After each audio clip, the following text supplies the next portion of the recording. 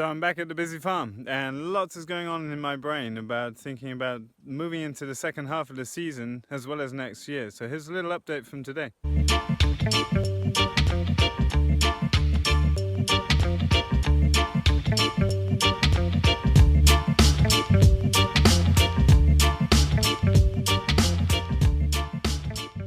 I had an amazing time away and great to connect with old friends, something that's hard to do in the middle of the season.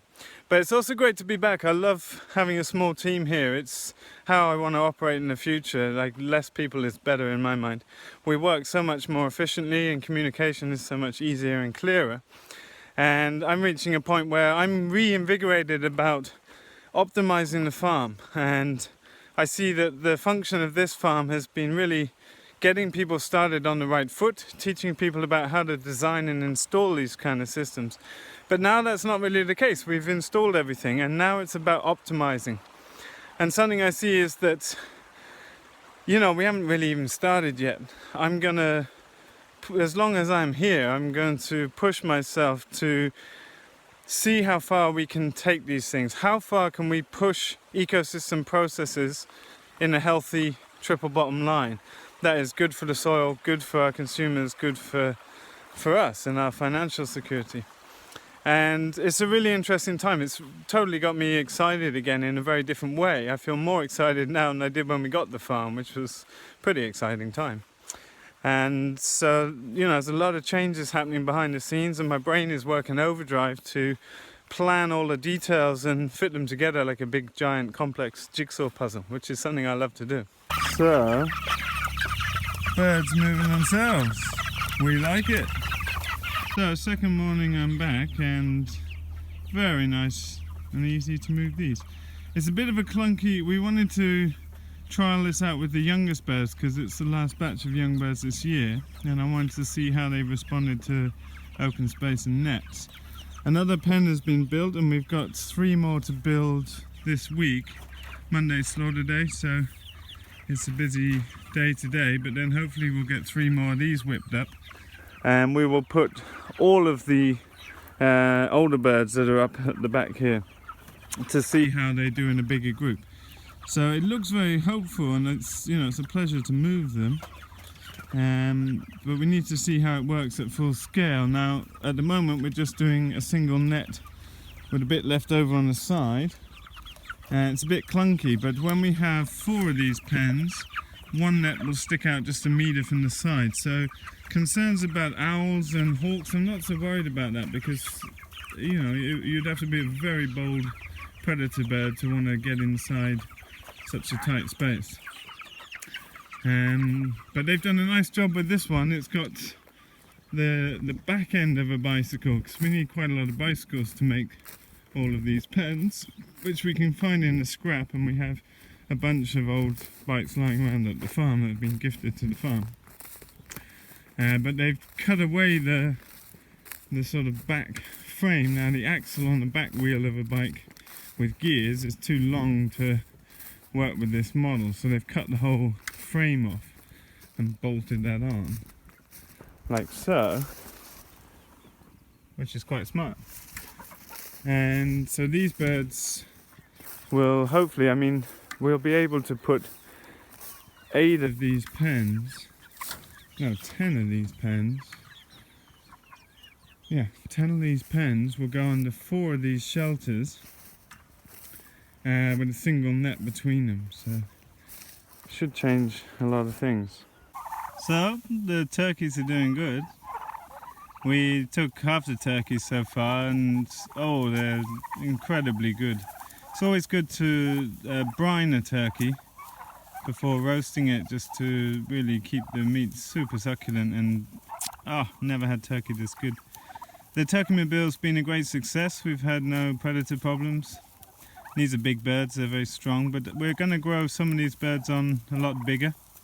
Most of our customers reflected back they wanted 4 to 6 kilo birds because that's what fits in a conventional oven, but we want some larger birds. So we took the bigger half and we'll let these smaller ones grow on a little bit, and then we'll keep probably 1/3 of these to grow much bigger too.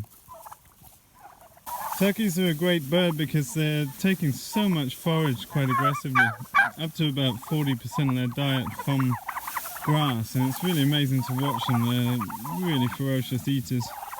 Really like turkeys. It's important to consider keeping turkeys and chickens separate because of things like blackhead. Yeah, but that's no problem for us. We've been doing them on the neighbour's field. Thinking about using this field for broilers next year if we're allowed to. This is our neighbour's field. But there's something neat about having open straight runs. We're really looking to optimize all enterprises next year just to make workflows as efficient as possible, as we're aiming to double revenue streams from all enterprises.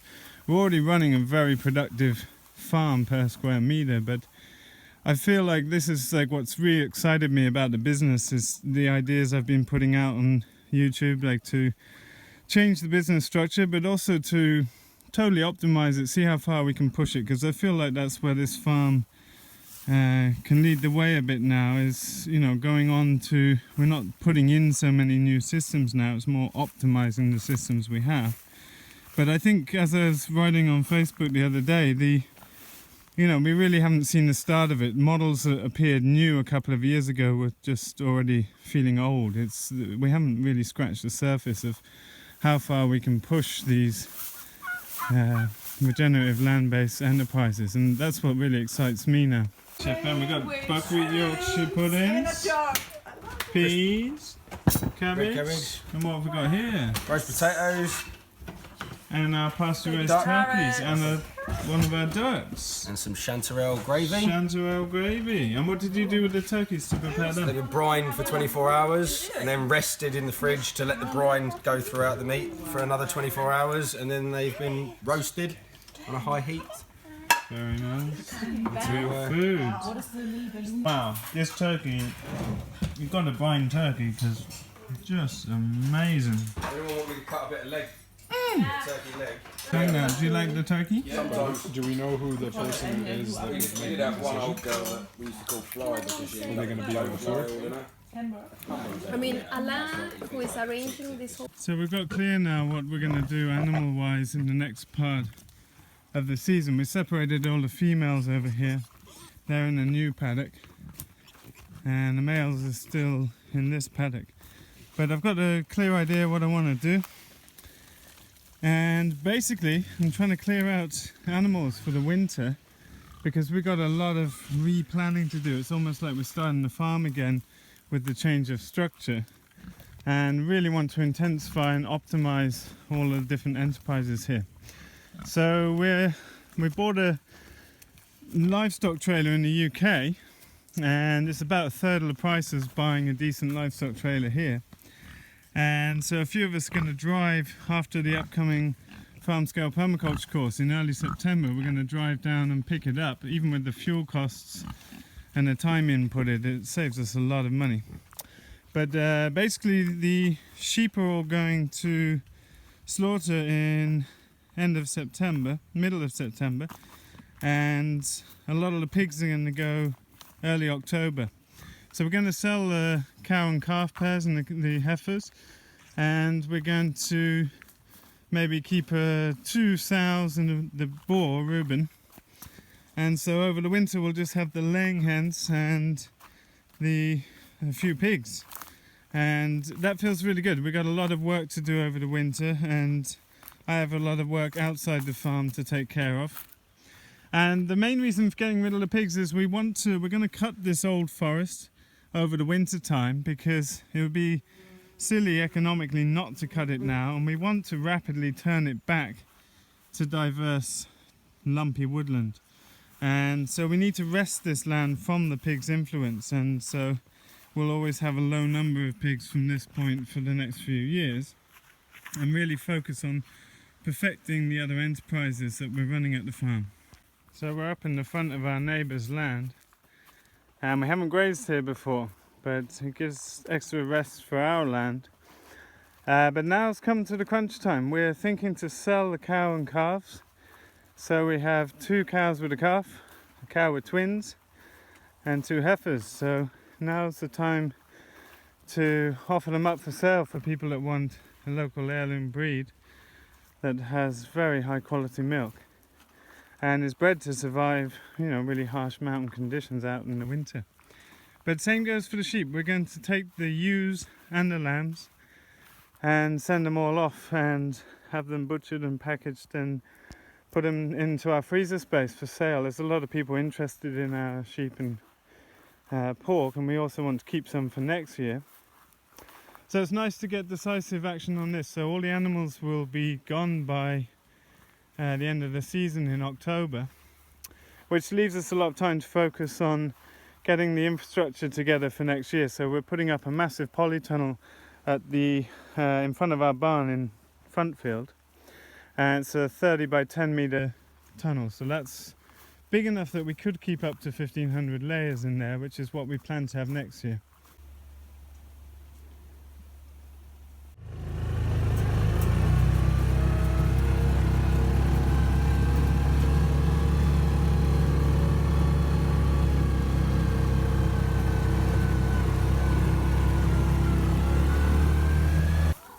As you're curious, so hens are doing great.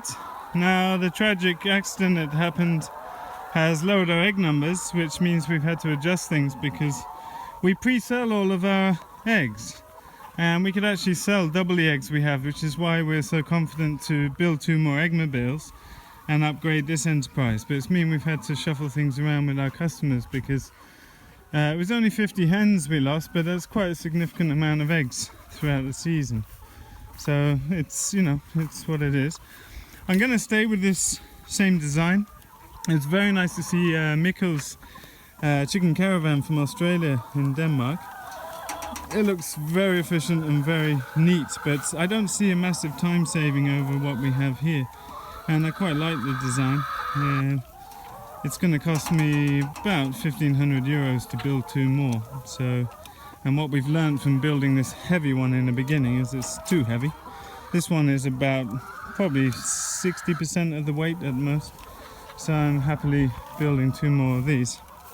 Broilers are doing good. We had busy slaughter day today and finished nice and efficiently again, which is great. The team is really optimized and very much interested in this new pen design. Now, people have mentioned about predators. I really don't feel it's a major problem as long as the nets stand up, which they do for the other animals. And the nets will be quite in close to the room, close to the roof of the run once we've got the other few built. So we have a spare one and we need to build 3 more. And my intention is to try and this week get 3 more built that we can put all of the older birds in there. So we get a bit of a test run, how that works, how the logistics are. And maybe these pens and the dolly are things of the past. It's very curious. It's still, you know, I'm very open to things going very wrong. I mean, this is a tried and tested model, and it's why we're so interested in sharing it. It's a very good system. But definitely for people that aren't so physically strong, it's a struggle sometimes, even with our super lightweight pens. I mean, these are probably lighter weight than anyone's building. The wood is very thin dimension. And having the bolts was a good idea because these pens are very strong. But still, it's a lot of work when we've got 20 on the field this year, and if anything we'll scale up. So it's something I'm willing to try out because, you know, this enterprise will then become less work than layers, which involves egg packing and things, etc. So it's a very tantalizing prospect, and I'm happy to share how it goes with you all because I think it could change the face of, you know, how we do pastured broilers efficiently. And, you know, it's a pretty efficient thing as it is. It's a very lucrative small farm enterprise, but it's, you know, I'm really in this stage, as I said, of really trying to optimize everything, and we need to push past old models whilst respecting old models. You know, there's a reason why people do things a certain way. I totally get that, but, you know, innovation is key, and I think we're looking to generate extra revenues without increasing the size of the farm, and I'm confident we can double revenue here and run it with 4 people working full-time. So it's part of the process.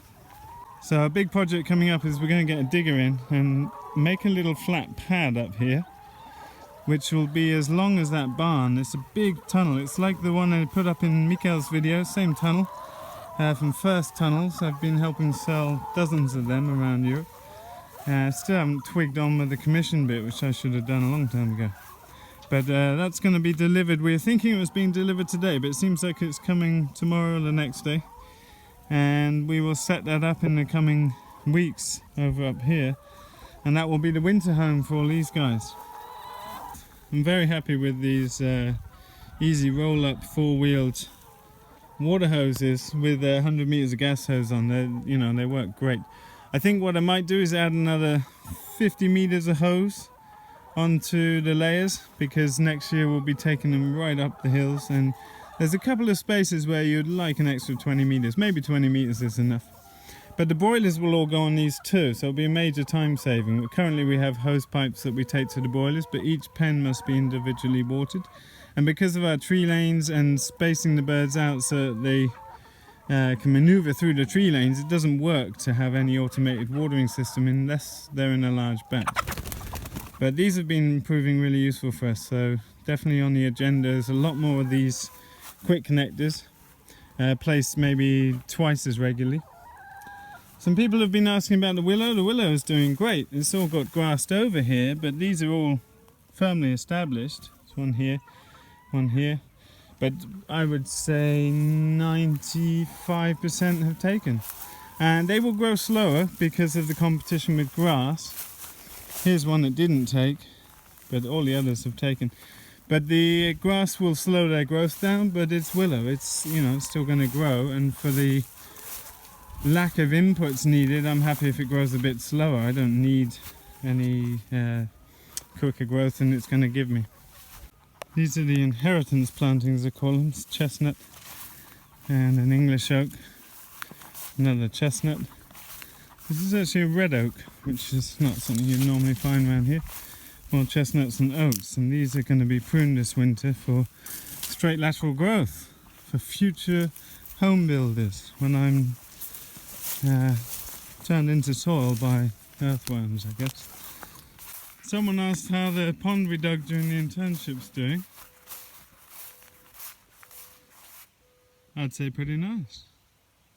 It's healed over mostly. There's a bit of land that was really, we graded that bit off there, that little segment that's not grassing over is quite compacted, but it's coming and it will come. I like it. Hey! Hey, Back in time. How's the birds coming out? they're huge. Yeah? Yeah, I think we're gonna average 2.3, 2.4 this year. Yes, we like it. You girls look very fetching. You look like a Danish baker, actually, Astrid. Yeah. What are you going to make us? Chicken pie. Alrighty. Hey, and so you two taking them tonight to Coastal? Yeah. Good job. Very nice. Birds are looking good. And we're heat shrinking in our spare scalder. So these birds, they're non-funny chemical shrink bags. Well, I'm sure they've got some funny stuff in them. But some of the cheap Chinese bags are not very good.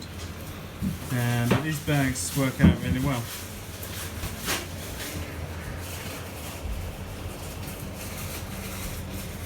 What do we think of these Kanga boxes? I mean, you can get various versions, but we quite like them, don't we? They're fantastic. They've enabled us to keep veg fresh, and then we give them a hot soapy rinse. Then we reuse them for chickens, hot soapy rinse. They've enabled us to bring 60 turkeys to our freezer in Karlstad. It's perfect. We've ordered just the right amount. We have the right amount of ice packs. That's 15 in a Kanga box. And then when we leave, we put a thermometer in there and do checks on the way to Karlstad. Make sure everything is legal. Yeah. And they're perfect. Nice job on clean down. Looks good. You got a whole box of pickling cucumbers. You like them? Yeah. Pretty good. So this is the intern wagon. It's served us for a couple of years as accommodation with bunk beds. We picked it up for €200, so it's done pretty good. But there's a central room in here, and then 2 rooms each side. So we're going to turn one side into smokery and chillbot, coolbot refrigeration for birds coming out of the slaughtery to then be brined before putting into the smoker. And then the other half it's going to be a double-sized egg packery, which will be perfect because we're planning to double the layers next year, and we'll need a lot more space to store eggs. And it's a comfy, decent room with all the things you need inside it. So we just need to get water here. You've got to have running water to an egg packery facility, and we'll need it anyway for the smokery facility. So a little bit of infrastructure there, but other than that, it's ready to go. It's very nice having all the buildings painted now. It looks really good. Just brings a bit of life back to the farm. And so this is the egg packery currently, and the egg packery is going to turn into a walk-in cooler. It has a little back room with a simple division, so we'll knock that out, I think.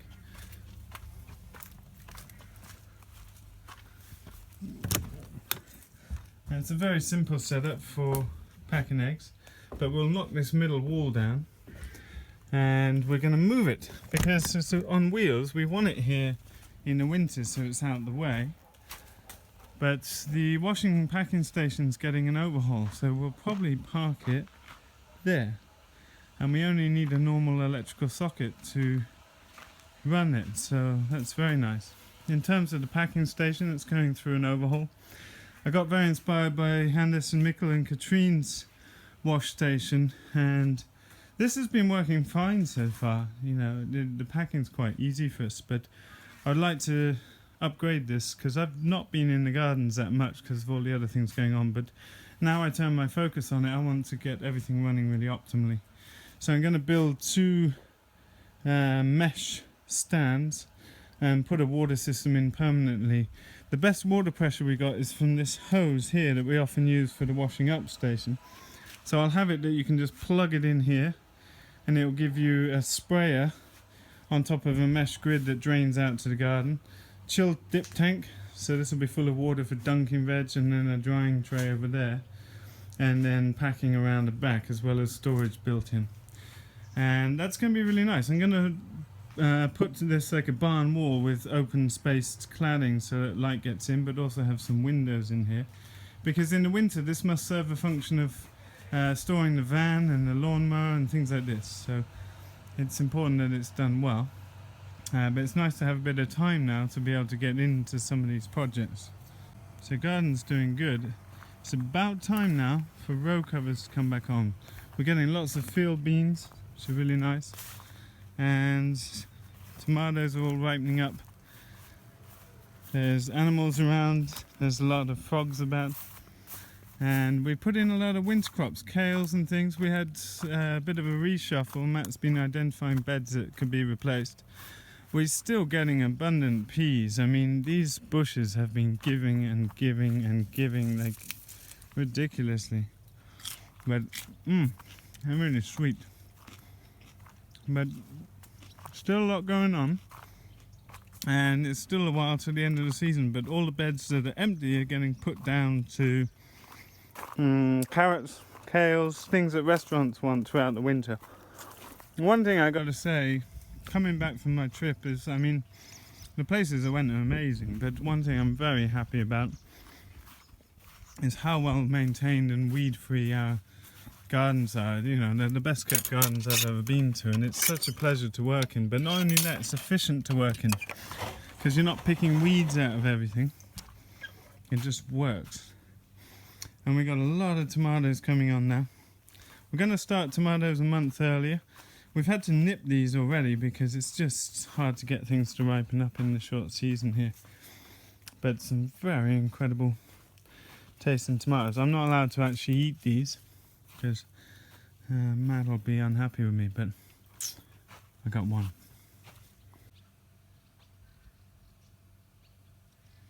So it's great to be getting the field beans now. And lots of leeks and onions to put into storage for later boxes and for restaurants.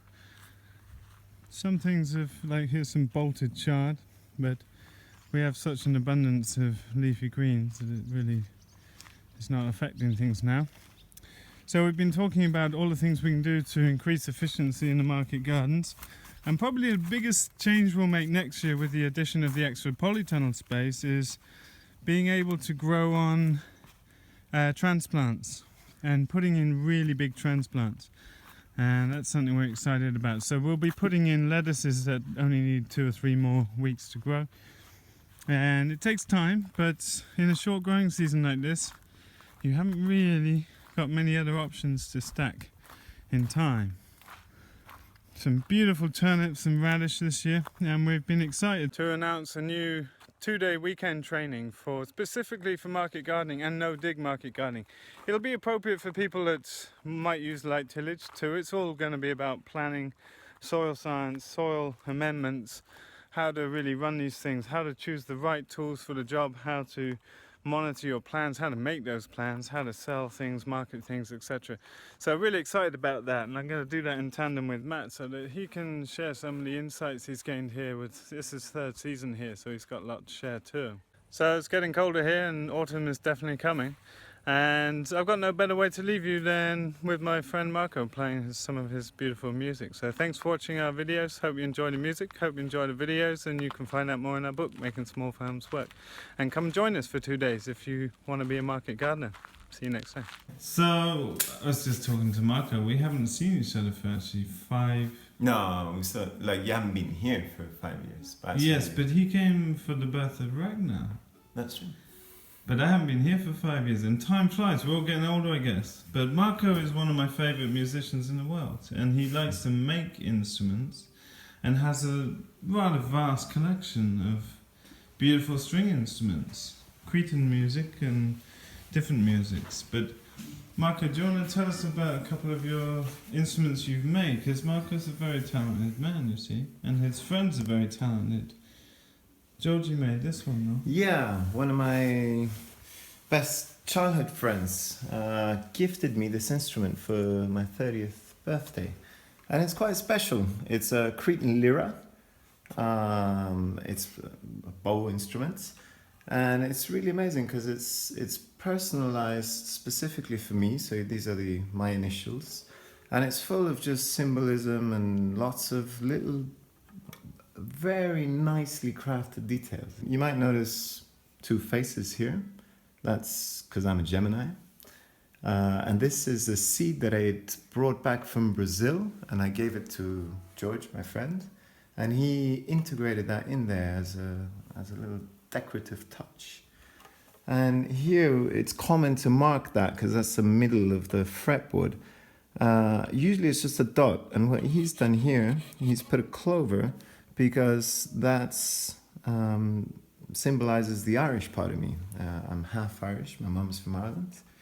And inside, where normally people would put the etiquette with the name on them, he's done that on what is a old 100 Luxembourgish franc note.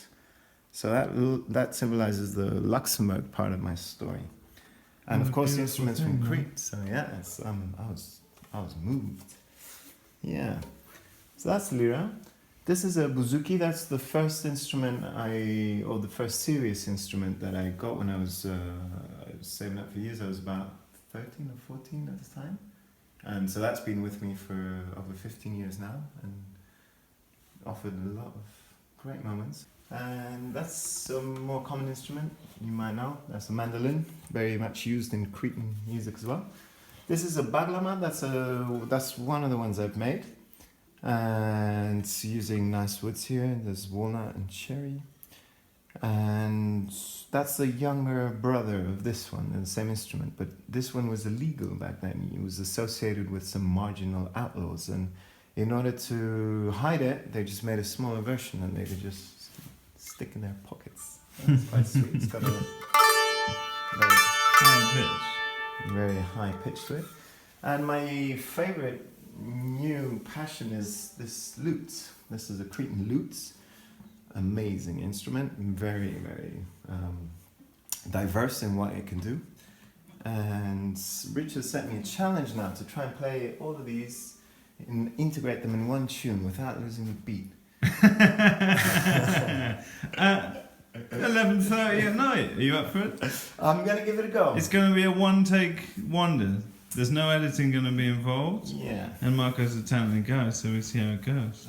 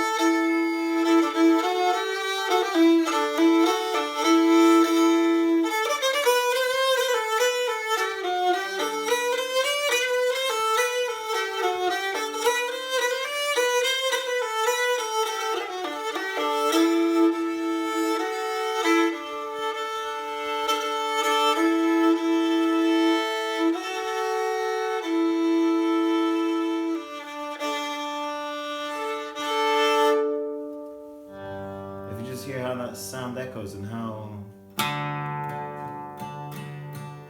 responsive it is. You can really play nice and gently, but it also has a capacity, like you can play the type of stuff I was playing before,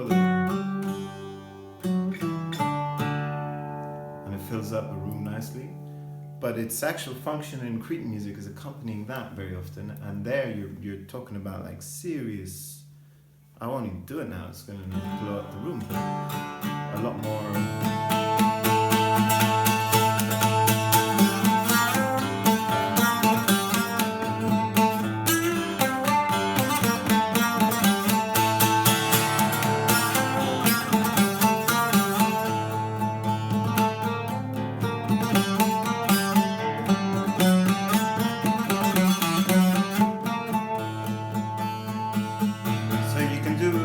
Solo instrument doing all these solos, but it's also a accompanying instrument. And I mean, it's just as versatile as a guitar, and it's such a beautiful instrument. It's a shame that we have this kind of guitar monoculture all over the world these days. So much other beauty to discover.